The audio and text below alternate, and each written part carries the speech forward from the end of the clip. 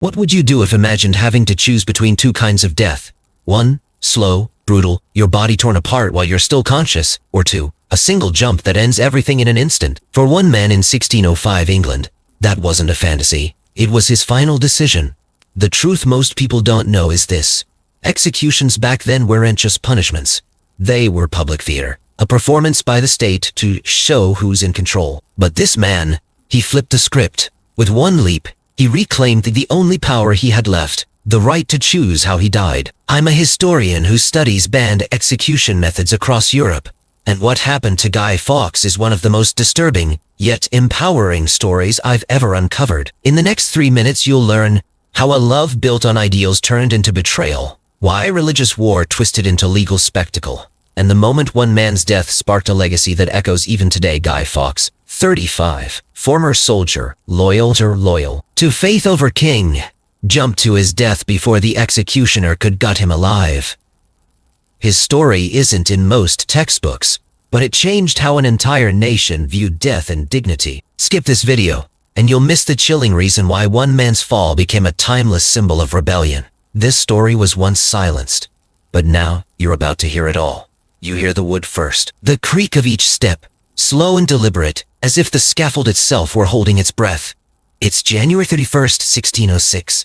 The sky is the color of iron, and the air bites, sharp and wet, like something just pulled from deep, forgotten stone. A man climbs not in chains, but in silence. Beneath him, thousands wait, not to witness justice, but to be entertained by its theater. A theater soaked in blood and power. His name is Guy Fawkes, and by now his body is a map of pain. But today, something else will be written. Something no one, not even the king, had prepared for. You probably know the mask. The smooth white face with the curled mustache and sardonic smile. It's everywhere. Graffiti, protests, memes. But the real face? It was once broken, bruised, pulled apart in the cold stone belly of the Tower of London. And it wasn't smiling. They had something special planned for him. Not a swift death. No. That would be mercy. What awaited Guy Fawkes was a ceremony of pain so precise it bordered on performance art. Hanging, but not long enough to kill. Disembowelment while still breathing. Burning of organs. Dismemberment by design. Every act, carefully timed to keep the mind alert, while the body collapsed. It wasn't punishment. It was a message. Because England, in 1605, wasn't just divided. It was powder, dry and angry. And the match was religion. Catholic versus Protestant, crown versus conscience. James VIII had only sat on the throne for 2 years, but already his government treated Catholicism like treason. And treason had its own ritual. That's where Guy Fawkes came in. He was more than just a name on a plot. He was its executioner, trained by war, fueled by faith, and willing to die, or kill, for the chance to strike at the very heart of power. 36 barrels of gunpowder, enough to turn the House of Lords into vapor. But it didn't explode. Someone talked. Someone warned. And when the guards descended into the Parliament cellars that November morning, they found a man with a lantern and a plan that had almost worked. He was dragged to the tower. And then the real work began. They didn't kill him. Not right away. They pulled instead. Stretched his arms until the sockets cracked like wood. Bent his ribs until they creaked in answer. The signatures on his confession trembled like a dying man's breath. Not because of remorse, but because his hands had been undone, one tendon at a time. For weeks, he was broken, but not erased. And so the stage was built, but not erased. A towering structure at Old Palace Yard, made not just for execution, but spectacle. The king wanted a show. The people wanted screams, but what they got was silence. Because as Guy Fawkes stood atop the scaffold, legs shaking from months of torture, spine curved under the weight of what he knew was coming, something shifted. Maybe it was the smell, smoke and charred meat from the organs of his friends. Maybe it was the cheers from the crowd, not for justice, but for the sound of entrails being pulled from still-breathing men. Or maybe it was the executioner's hand, reaching once more to position the noose. Just so. And then something happened that no one wrote in the scripts. He moved. A step forward. A slip. A decision. His body fell, not according to choreography, but violently, deliberately. Down, fast, faster. until the stone caught him with a sound that silenced thousands. His neck snapped instantly.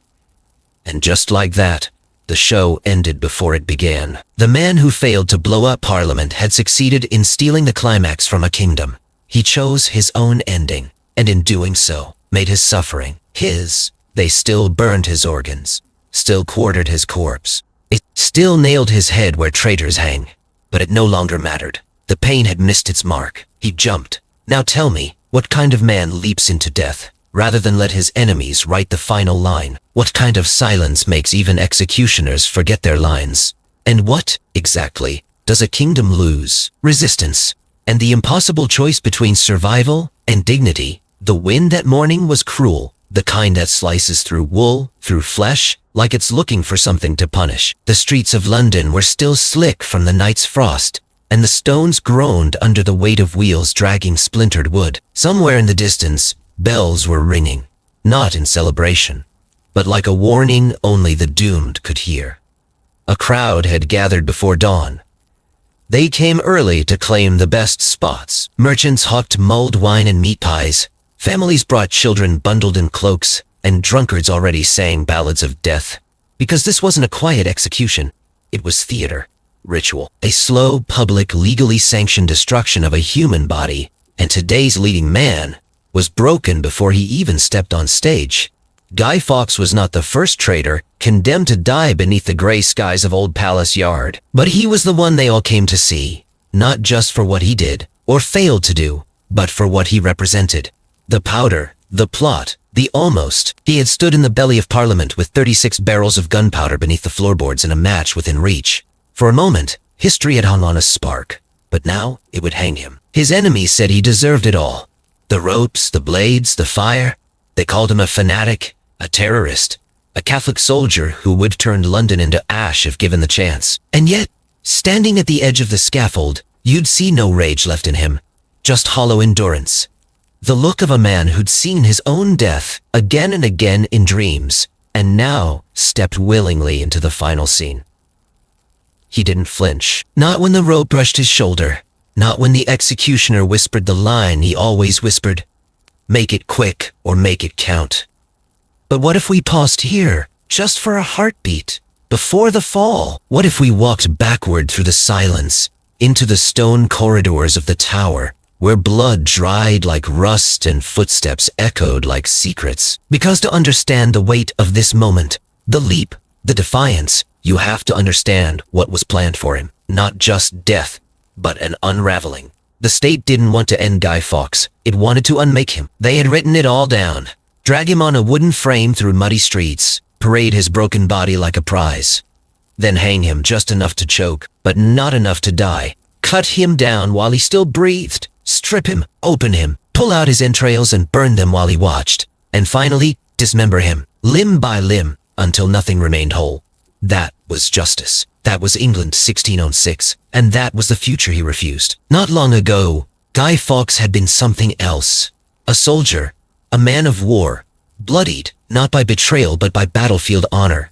He'd fought for Catholic Spain, far from home, believing his loyalty lay with the cross and not the crown. When he returned to England, he didn't come back to surrender. He came back with purpose and powder.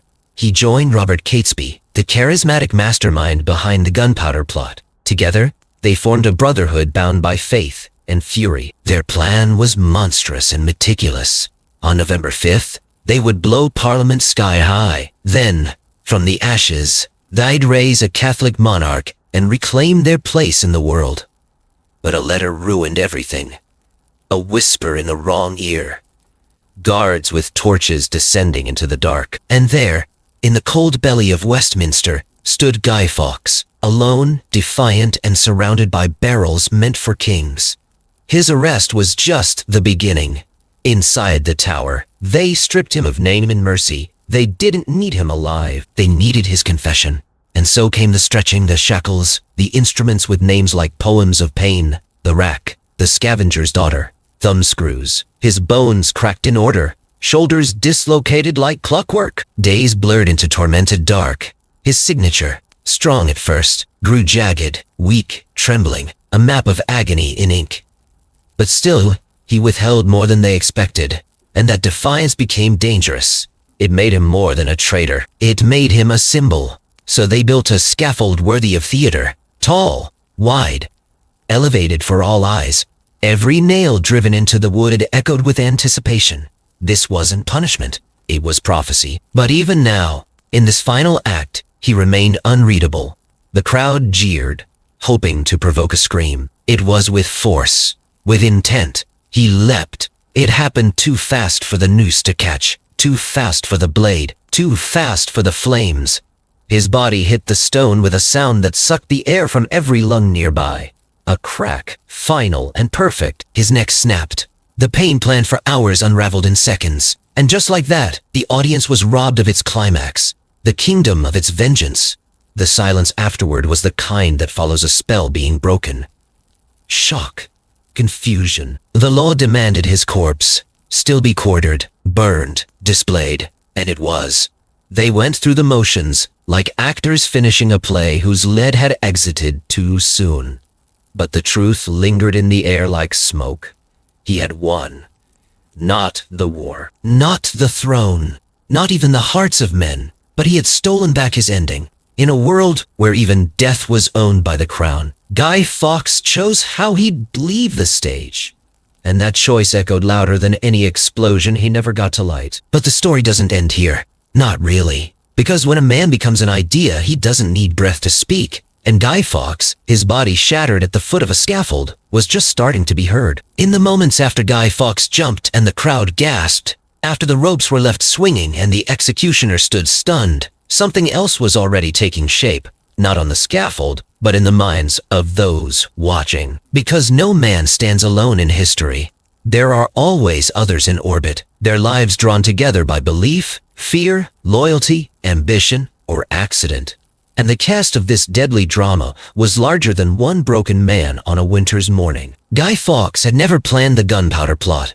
That honor, if you could call it that, belonged to a man named Robert Catesby, a name that would vanish from most school books, but echo in the background like a sinister chord. If Fawkes was the fuse, Catesby was the architect, a Catholic nobleman with sharp eyes and sharper convictions. Catesby had grown up watching his faith reduced to whispers, his people to suspects. For him, the plan was not simply rebellion. It was redemption, a return to glory by fire if necessary. He believed, truly and absolutely, that only by killing the king and annihilating Parliament could Catholicism be resurrected in England. His belief was so total it warped the world around him, drawing others in like gravity. He needed explosives. He needed a soldier. He needed someone willing to strike the match and stand in the shadows when it all went up. That's when Guy Fawkes arrived, fresh from fighting for Catholic Spain in the Low Countries, eyes hard from war, hands practiced in death. Catesby found him in the right place, at the wrong time, with exactly the right kind of desperation. Fawkes had left England once, convinced he could serve God better from afar. But something called him back, or maybe it pushed. Either way, when Catesby offered him a role, Fawkes didn't blink. They formed a circle, small and secret. Thomas Wintour, cunning and cautious. Ambrose Rookwood, idealistic and doomed. Robert Keyes, loyal and bitter. Each brought something: wealth, connections, silence. Together they rented a house next to Parliament and slowly, methodically, carried barrels of gunpowder into the cellar beneath. But they weren't the only players. On the other side of this chessboard stood King James I, newly crowned, fiercely Protestant, and suspicious of everything. He was a man obsessed with control, with order, with signs from God. He'd survived assassination attempts already, and saw plots in every shadow. When the rumor of a threat surfaced, when an anonymous letter reached Parliament, he didn't dismiss it. He sent guards, and they found Fawkes, standing in the dark, ready to light history on fire. The king didn't want a mere conviction. He wanted a confession. He wanted names. He wanted the whole Catholic underworld dragged into the daylight. So he opened the tower's doors and let the torturers in. They knew what they were doing. They'd done it before. The machines didn't just tear bodies. They tore time. They made minutes feel like lifetimes. And Fawkes, who had once faced gunfire without flinching, was no match for their patience. Eventually, he gave up the names.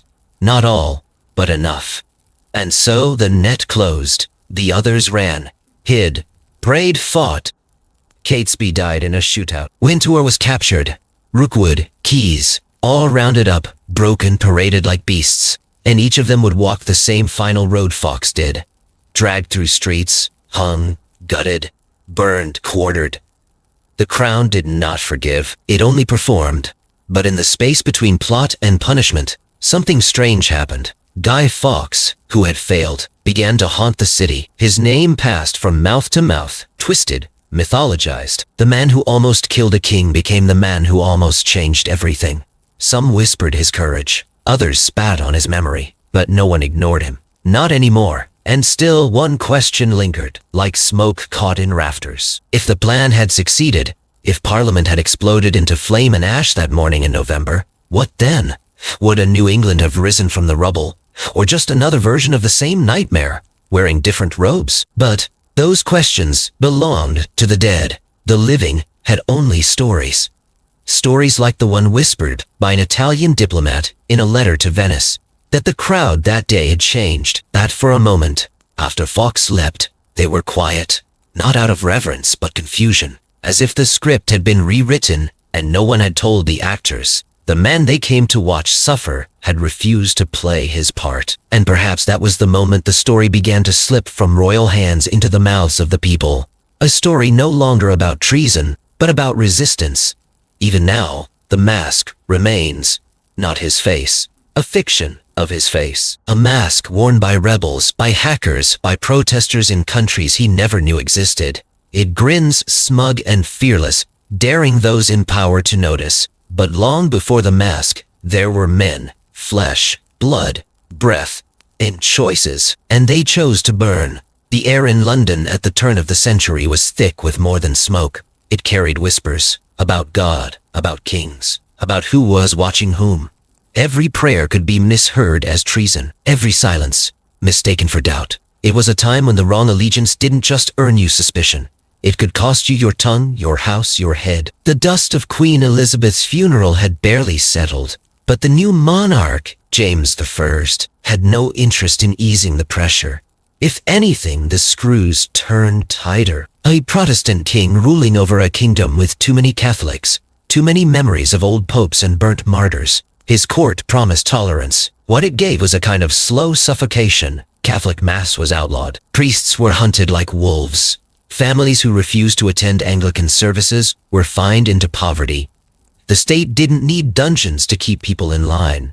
Hunger worked just as well.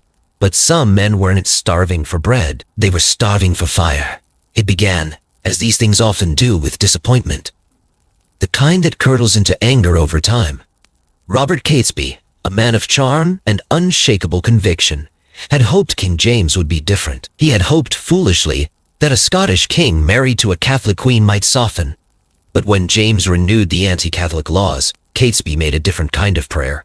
One that involved powder, a key, and a spark. He gathered a few trusted men, whispered a vision in dim-lit inns and backrooms. Not just resistance, not just rebellion. An act so loud it would shake heaven. The plan was terrifying in its simplicity. On the day Parliament opened, when King, Court, and Commons would all gather under one ornate roof, they would ignite barrels of gunpowder beneath the floor. One explosion. One moment. England decapitated. And in the chaos, a Catholic uprising. Install a puppet monarch. End the persecution. It would be the last day of the old world, and the first day of something born in fire. But plans don't move gunpowder. Men do. Thomas Wintour joined early. Well-spoken, careful, a man who weighed every risk but still chose to walk the wire. Then Ambrose Rookwood, young, rich, loyal. Robert Keyes, a servant with nothing left to lose.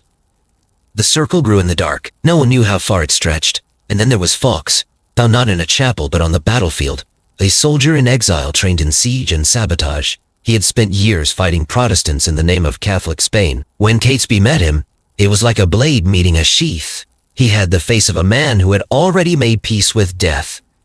What better man to stand beside the barrels? They didn't rush. They waited, watched, rented a cellar beneath the House of Lords. Day by day, barrel by barrel, they filled it. gunpowder hidden beneath coal and firewood. It wasn't madness, it was method, and no one suspected a thing. Parliament had burned before, by accident. This time, it would burn with purpose. But even perfect silence has a crack. It came in the form of a letter, unsigned, vague, warning a Catholic lord to stay away from Parliament on the day it opened. Suspicion flickered. The letter reached the Privy Council, and James, paranoid by nature, acted fast. Guards searched the cellar. They found Fawkes crouched in the dark, a lantern in one hand, fuses in the other. For a moment, he almost reached for the match, but the hands of the state were faster. He was taken, beaten, chained, but he smiled, and when asked for his name, he answered with a sneer, John Johnson. Even in irons, he refused to give them the story they wanted. And that was when they decided to make one out of him.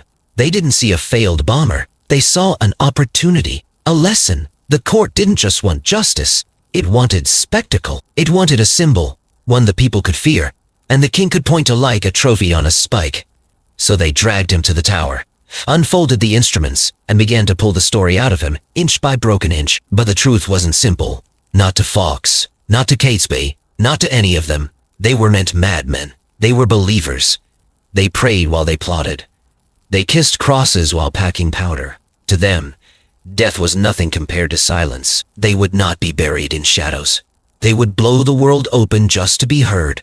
And yet, somewhere beneath the bravado and the cause, something else flickered. Was the flame they lit meant for tyranny, or had it begun to burn them too? But by the time Fawkes was stretched across the rack, it was too late to ask. The fuse had been lit, just not the one beneath Parliament, the one beneath themselves. And the kingdom had already begun to tremble. Not the rope of the gallows, that would come later, but the rope of the rack, pulled slow, steady, deliberate. The kind of pull that doesn't just stretch skin or muscle but pulls memory out through the marrow. In the cold belly of the tower, the first sound was not screaming. It was wood, groaning, creaking under tension. Then came breath. Then came the first crack. And somewhere in that sound, somewhere between sinew and surrender, Guy Fawkes started to vanish. Not all at once, not loudly, but piece by piece. The man who once stood beside 36 barrels of vengeance began to fray. He had called himself Johnson. He had smiled through iron.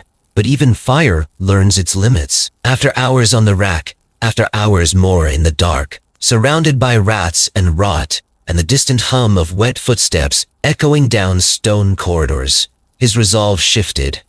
Not shattered, but tilted. What broke him wasn't pain. It was the stillness between it. The way the silence waited for him to speak. And eventually, he did. He gave names. Not all. Not right away. But enough to start the next act. While Fawkes rotted in chains, the hunt began. Wintour, Rookwood, Keyes. Men who had once sworn to die for the cause, now scrambled through woods, changed names, abandoned homes.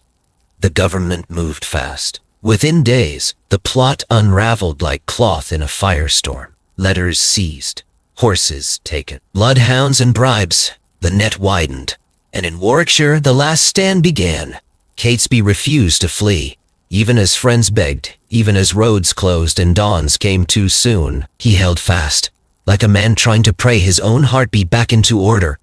He believed that if he could just hold a sword long enough, hold the line long enough, something divine might still descend. But God did not come. Gunpowder did not save him. The bullets that tore through his chest were fired not by enemies of the faith, but by men who had once eaten beside him. The final irony, he never saw London burn. He barely saw it fade. Meanwhile, back in the city, the narrative was already being rewritten. Not just by the crown, but by the people. In taverns and in cathedrals, the story was shifting. The Gunpowder Plot, less a rebellion now, more a sickness. Something foreign. Something Catholic. Something contagious that had to be burned out root and stem. The state didn't just want punishment. It wanted a spectacle of precision. A ritual to remind the rest of England that it was watched. That loyalty wasn't just expected, it was measured. Publicly, painfully, and permanently. So they built a scaffold, not at a gallows, a theater. Every board nailed into place by hands that knew the weight of justice wasn't in verdict, but in volume. They dragged the condemned through the streets, not in carts, but on wooden frames, bodies limp and filthy, dragged like sacks through puddles and piss. Children pointed. Dogs barked. And somewhere in the crowd, a mother told her son, "That's what happens when you go against the king." But the worst hadn't even started. The men were brought to Old Palace Yard not to be executed. No, that would be too clean, too fast. They were brought to be made examples of. Each death was timed, each movement choreographed. First, a short drop, not to kill, but to choke. Then, the cut, sharp, quick, deep. The belly opened like a letter. Intestines pulled out, still warm. Thrown into the fire at their feet, not as burial, as warning. But something happened. It wasn't planned. It wasn't rehearsed. It came not from the mouths of the dying, but from the crowd. They didn't cheer. Not like before, not like the government expected. Some turned away, some wept, not from pity, but from confusion. These men were supposed to scream like monsters. Instead, they prayed. They forgave. They faced death not with defiance, but with something that looked dangerously like faith. And in that moment, the story began to shift again. Because pain only works when it breaks something. But what if it reveals something instead? By the time they reached Fawkes, his name had already taken on a different weight. Not just traitor, not just terrorist, but man. A man who had faced steel and chosen silence. A man who had endured the unspeakable and walked forward anyway. And so the scaffold creaked. The rope was set. The fire was ready. And for one breathless second, the kingdom waited to watch him break again. They did not yet know they were about to watch him disappear entirely. And what came next would not be on the king's script. They saved him for last. Not because he was the leader. He wasn't. Not because he was the most dangerous. That too was arguable. But because Guy Fawkes had become something more than a name on parchment. He was the face of the plot. The man found with his hands on the powder. The one who refused to scream, even as they tore him apart in the tower. And so, the court decided he would close the performance, the finale, the one to remember. The morning of January 31st arrived hard and sharp, with frost lacing the cobblestones and the breath of the crowd rising like smoke. Old Palace Yard had become something else entirely. A stage elevated for the best view, wide enough for blood to run without crowding the edges. Every nail in the scaffold was a symbol. Every plank, a promise. The executioners moved like stagehands, cloaked and silent, preparing the instruments as if tuning for an orchestra of suffering. The other condemned had already played their parts.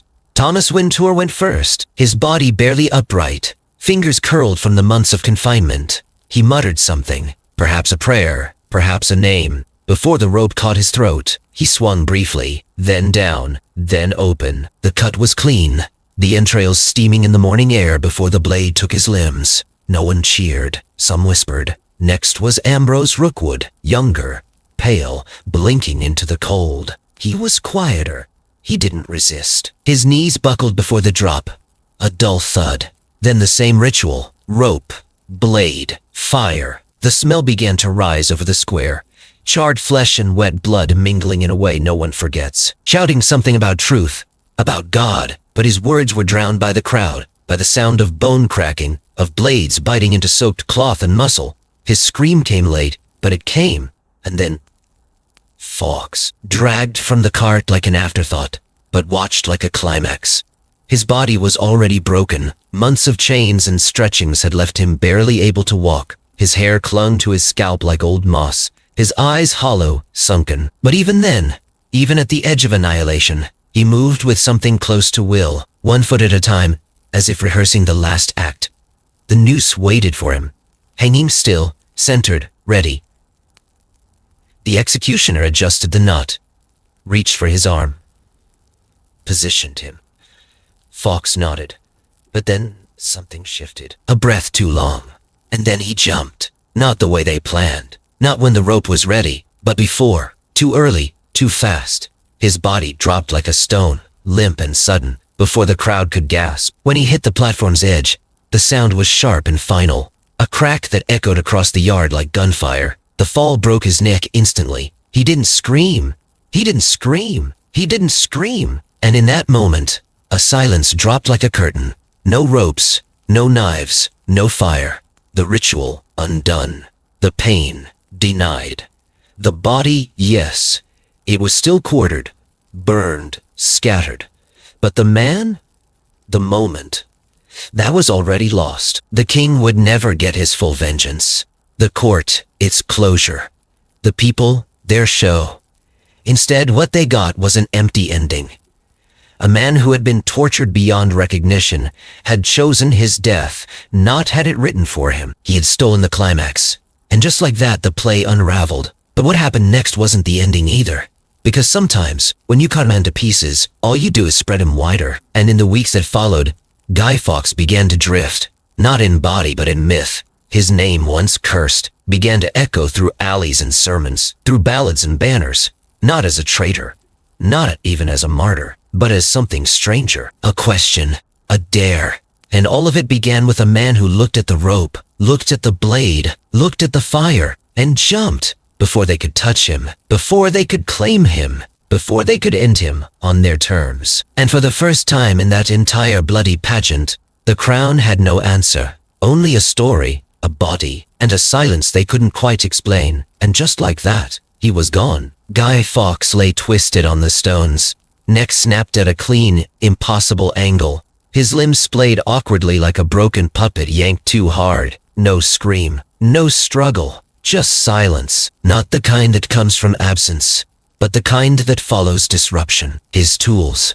so carefully sharpened, arranged, reverently polished, hung limp in his hands.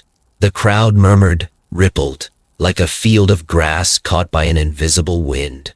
A few stood on their toes, hoping they'd misread what just occurred. Others stared at the lifeless shape and felt something they didn't expect to feel at a public execution. Confusion. Because he wasn't supposed to die like that. He was supposed to choke, gasp, flail, endure the ritual inch by brutal inch. The hanging, the cutting, the burning, the procession of pain, choreographed by the state and sold as justice.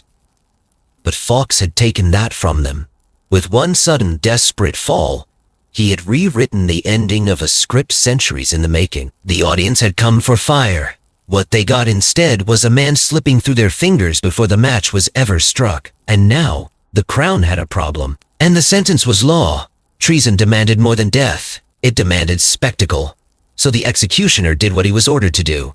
He quartered a corpse, tore apart limbs that no longer resisted, pulled out organs that would never feel heat, held up parts of a man who had already left the room. And the crowd? They watched. Some in awe, some in horror, most in silence. But something had shifted. The air felt off. Too still. Like a curtain had dropped and someone forgot to cue the applause. And the court, realizing what had slipped through their grasp, moved fast. Within hours, pamphlets were being drafted. The coward's end, they called it. A desperate traitor's suicide. They painted Fawkes not as defiant but afraid. Not as brave, but broken. The king's scribes wove the narrative tightly, like stitching up a wound, hoping no one would notice that it had already bled out. Official accounts minimized the jump, emphasized the sentence, celebrated the justice. The crown could not afford a symbol. It needed a warning, and dead men don't get to speak for themselves, except when they do, because something strange started happening. In the days that followed, the execution was all people talked about. Not the ritual, but the rupture. Not the punishment, but the choice. Not the state's power, but its failure. Word spread fast, faster than royal messengers could contain. Some said he leapt out of fear, but others, quietly, cautiously, said he leapt out of something else. Refusal, control, pride. They began to speak his name with a tone that felt less like scorn, and more like admiration. And that admiration became dangerous. By the week's end, a handful of shopkeepers reported customers whispering about the leap, not with disgust, but with reverence. Children reenacted it in alleyways, jumping from barrels with improvised nooses around their necks, laughing as they fell to the ground, shouting for England, as if they understood what it meant. Authorities ordered watchmen to tear down any graffiti of his name, but they couldn't catch all of it, because every time one was painted over, two more appeared, and while the city buzzed with rumor, Parliament burned with embarrassment. Quietly, changes were made. Scaffold designs were reevaluated. Extra guards added. Prisoners watched more closely. The crown could not risk another man choosing his own exit. Not like that. Not again. But it was already too late, because something had cracked, and not just a neck. In Venice, a diplomat wrote of the execution with unease, noting how the crowd, once rowdy, had grown unsettled and oddly subdued. In Spain, Catholic clergy hailed Fawkes not as a heretic, but a martyr. In England, hidden priests lit candles in his name, and in the dark corners of taverns, over mugs of warm ale and shifting eyes, a new phrase began to echo. 2 words, whispered like scripture, carried like a dare, and it wasn't just talk. Within months, the government would pass harsher laws, tighten surveillance, expand their network of informants. But it wasn't enough, because the fear had changed shape. It wasn't fear of rebellion anymore. It was fear of meaning. Fear that someone had taken a carefully calibrated execution and turned it into something raw, something unpredictable, something human. And here's the thing about power. It hates uncertainty. It can crush bones, burn books, build scaffolds taller than trees, but it can't control what people choose to remember, or how they remember it. And Guy Fawkes, limbs scattered, name condemned, body erased, refused to disappear, because in that single moment, mid-step on a scaffold meant to consume him, he had asked a question the crown could never answer.